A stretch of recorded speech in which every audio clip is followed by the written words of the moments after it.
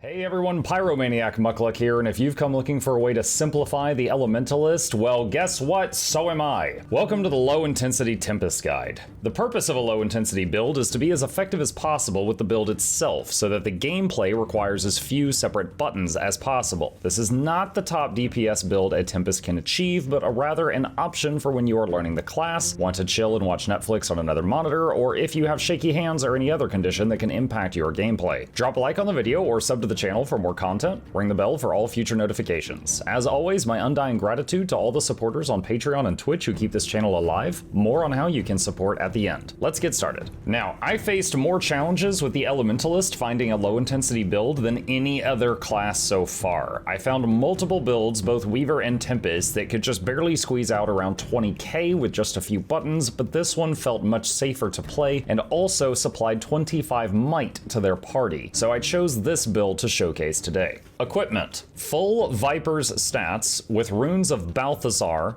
a scepter, and a focus. Sigils of torment and bursting on the weapons. You want to reach 100% increase condition duration for burning. If you opt to use another rune, such as Flame Legion or another sigil for burn duration, keep an eye on that stat. Skills: Wash the Pain Away is a great party-wide heal and condition cleanse heal skill. My second choice would be the Signet for lots of small passive healing. Utility skills are Signet of Fire, Glyph of Storms, which becomes Firestorm while we're in fire mode, and Glyph of Lesser Elementals. Elite skill is Glyph of Elementals, unless you need Rebound or another option for utility for a specific fight. Specializations are Fire, Earth, and Tempest. Fire 111 right across the top, Earth 212, Tempest 321. Most of these traits offer passive bonuses, but one thing I'll point out here is I did test this build with Arcane instead of the Earth trait line. It offers a very small DPS increase, but at a massive cost to survivability, making it harder to stay alive. I chose to keep Earth.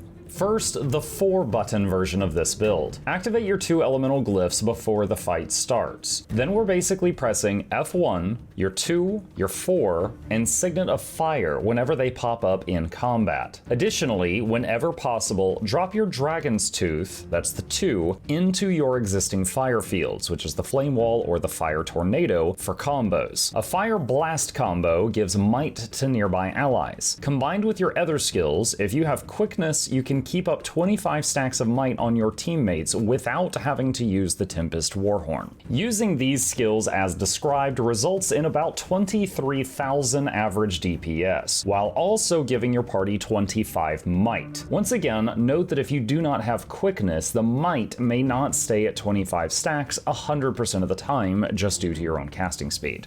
Next up is the Smash the Keyboard version. If you're up for more buttons, then Firestorm and your 2 elemental glyphs offer a DPS increase with the cooldowns on the longer side, so for most it would not be too bad to hit these whenever they light up as well. If you choose to hit summon lesser elementals every time it's up, you can have 4 or so of them out. Firestorm hits hard but has a 25-second cooldown, so it does very high DPS for a very short amount of time. Your 3 and your 5 keys also put out more damage, but if we're measuring damage per key press, these offer less than all the skills I've discussed so far. You can smash these buttons also, but if you're capped out on how many buttons you can handle, these are the last ones to worry about. If you choose to unload everything, you're looking at 27,000 damage per second, occasionally peaking over 31,000 as you get all your elementals out. And nearly all of it is area of effect, too. Let's quickly talk about break bars. If it's time to interrupt a boss, what buttons should you press? Honestly, we don't have a lot here, but we can go to air mode and then use focus 5, Gale, which is a large CC, and go into water attunement and use water 5, Comet, which is another CC. Outside of that, we would go back to fire as soon as possible to regain our ability to do good damage. Finally, to set some proper expectations, here is the build with no buffs or debuffs in play. This is what you might see when completely on your own, with about 15k damage per second, but occasionally spiking up to 25k damage per second as your abilities line up. One final note here to new elementalists that may choose to use this build. After you do have the hang of it, I do still encourage you to learn your other elemental buttons. You have a lot of handy buttons there that can save you if you know that they are there, such as Earth 5 to simply go invulnerable, or Air 4 to stop enemy projectiles, etc. If it's too much right now, maybe just a long-term goal. And that's all there is to it.